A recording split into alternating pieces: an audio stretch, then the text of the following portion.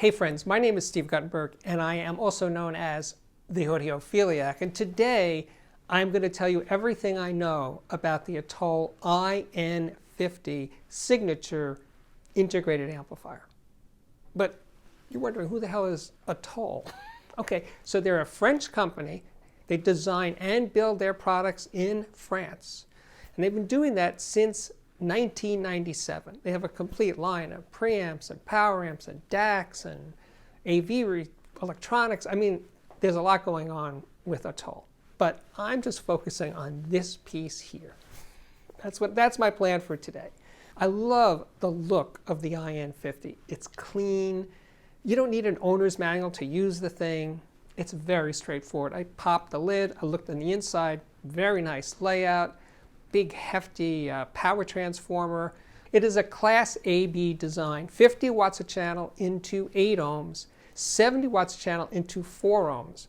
There are five line level inputs, but you can substitute one of those line levels for an optional phono preamp, moving magnet, and moving coil. And there's an optional DAC, and it's not just a chip they stick inside the chassis and say, okay, there's your DAC.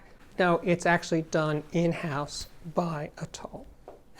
I also like that there's 2 preamp outputs, meaning you can use the IN50 signature as a preamp with a separate power amp, and also at the same time hook it up to a powered subwoofer. Pretty cool. There's also a home theater pass-through. Oh, by the way, you know, even in some high-end products, I see plastic binding posts. These are chunky, all-metal, gold-plated affairs. Nicely done. Speaking of nicely done, there will be an Audiophiliac viewer system of the day at the conclusion of today's show. So run down some numbers. First number that's the most important for a lot of people is the price. The price is $1,199 in the United States. The IN50 comes with a 2-year warranty, and the warranty service is handled here in the United States. You can get your IN50 in a silver or black finish, and I should have mentioned this earlier, but there are no tone controls, which is okay. I think most audiophiles don't use them anyway. As for the speakers used in this review, it was the KEF LS50 Meta and also the ELAC Unify Reference. Those are my 2 reference speakers in this price range. Oh, and I've played a lot of records. I used a Technics 1200 GR turntable, and for digital replay, I was relying on my Oppo Blu-ray player. For my music selections, at least for some of the time with the IN50, I wasn't trying to just get great sounding recordings. I was just going to play recordings of music that I like. And I like the Bar-Kays Soulfinger. Now this was a young band. They were on Stax Volt Records. They were kind of, you know, they were like a young version of Booker T and the MGs, if you don't know who they are. You may not know Booker T either. But anyway, a soul band, an instrumental group from this time, which is like the mid to late 1960s. And I'm playing the record and I'm cranking it up, and the drums and the bass just laid down this solid groove. And I was feeling it. And that's the point. I mean, there's just the sound of the record is a feel-good record. You know, and I have to tell you a little aside story that a friend of mine worked at an amusement park as a mechanic. And one day he was in control of the turntable, the sound system in the park, and he played Soulfinger. Matter of fact, he liked it so much, he played it again and again and again. I don't remember if it was a half an hour, but he just played Soulfinger over and over again. Because it's just a fun record. If you don't know Soulfinger, you gotta look it up and you'll see what I'm talking about. But anyway, in terms of what the IN50 was bringing to the party, it was letting the magic happen. It truly was. I just got to mention one other not great sounding recording was this jam record. You know, the jams are from the 70s. It's very British rock music. I always thought of them as like the Who 2.0. But you know what? In some ways better. They had great songs. And anyway, I'm playing it, and it's that energy that they have, the way the music just lit up these speakers. They were the ELAC reference speakers. And I was just having a good time. Okay, so after I had my fun playing recordings that I just liked the music of without giving any thought to what their sound quality, I started to really just listen to the better sounding stuff and get a full measure of what the IN50 can do. And what it can do is, first of all, it just lets the music pass through. It's not warm sounding, it's not dull, it's not bright, it's pretty much straight down the middle, neutral, but still at the same time, it does have, well, soul. It does let you hear the humanness of the musicians playing. You know, it's not just the mechanical reproduction of music. It's about people playing together in a room. And I think that's the thing that the IN50 signature, considering its fairly modest price, can do exceptionally well. The first recording that I played that actually sounded really good is an old recording. It's from the 70s. It's Pete Townsend, Ronnie Lane. The name of the album is Rough Mix. And it is anything but rough. It's a beautiful, beautiful recording. A lot of acoustic, there's some electric, but humans sound like humans. Those voices sounded so right. Matter of fact, one song, Street in the City, has a string section. And the mix of rock musicians with strings, it doesn't always end well. But in this case, the gel was perfect. Ronnie Lane's vocals, Pete Townsend's vocals, just magical. This is an amazing record, and I think it's kind of forgotten now, but trust me, and Pete Townsend was in The Who, in case you don't know. And if you're into The Who and you somehow missed this record, check it out. Rough Mix. It sounds amazing. It truly does.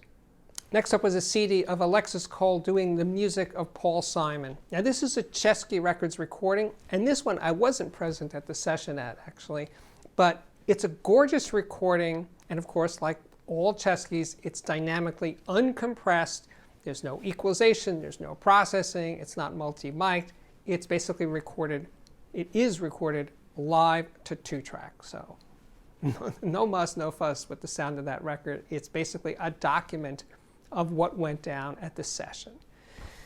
And well, the vocal, Alexis Cole's vocal, were like the others I mentioned, awesome. Just a complete human being. But the bass on this recording, for some reason, like I said, since I wasn't at this session, I can't tell you why, there is more bass, more in quantity and certainly quality than other Cheskys. It's a very, very, very full sounding recording. And the hand percussion just has a tactile feel to it. The highs just are extended, not bright, just pure and clean. Just really a true reference grade recording, if there ever was one. And her interpretations of Paul Simon's songs, she's not trying to be Paul Simon. She's not copying his arrangements or the way he sings the song. She's making them her own. But they're Paul Simon songs, and they're just great songs. They just are. So then I took a detour yet again back to a recording not chosen for sound quality, but it's okay. It's not great, not bad. And it's the first live Yes record. It's Yes songs. And you know, the complexity of the arrangements of their music live, wow, it's amazing. The drumming, the guitar, oh, Rick Waitman's keyboards dazzles. It's an assault of a recording in the best possible way. And again, IN50 just let it through.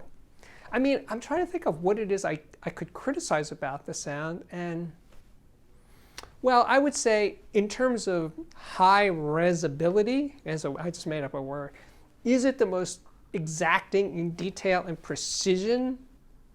No. It's not. Unfortunately, I did not have another amp on hand to do a comparison with that was the same price and about the same power rating. I just didn't. So I had to go to something I really like, the Riga I/O integrated amp, but it's about half the price. I think it's $600. And it just couldn't keep up with the IN50 in terms of its musicality. You know, there's something about the IN50 that just lets the music flow.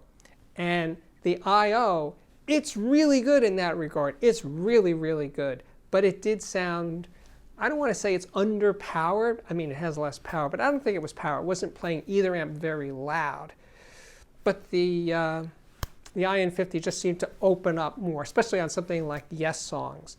The Yes Songs just was out like that, and it seemed to be a little more held back over the I/O. But the I/O is half the price, so if you can't stretch to $1,200, I still highly recommend the Riga I/O.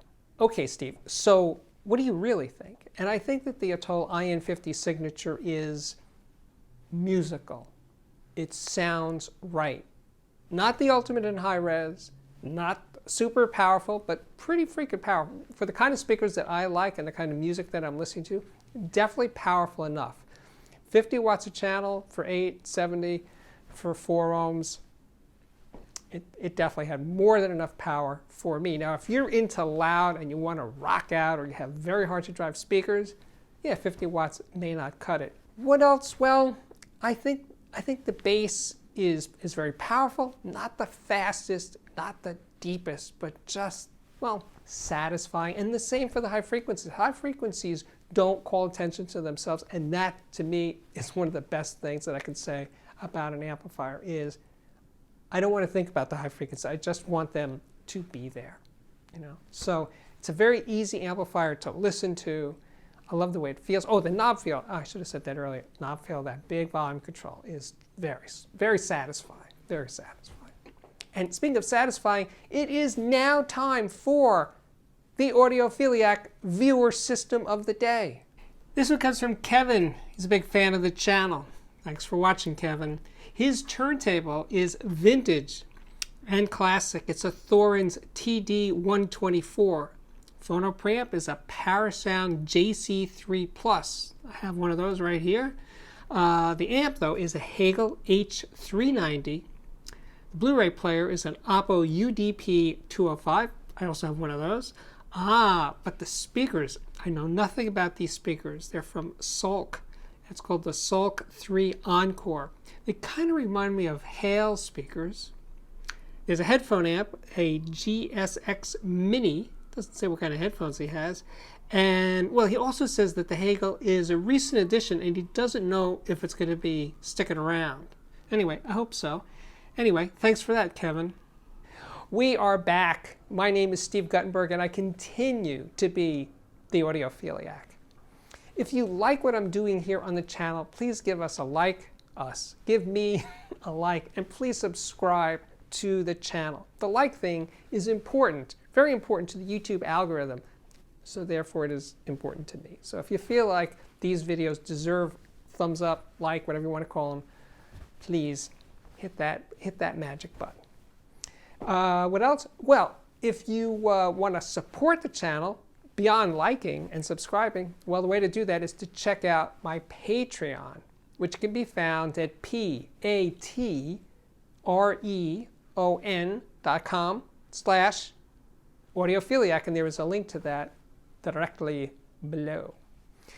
And with that, I can say my work here is 100% complete. Thank you again for watching, and I really, really, really do hope to see you back here again very, very soon. Bye-bye.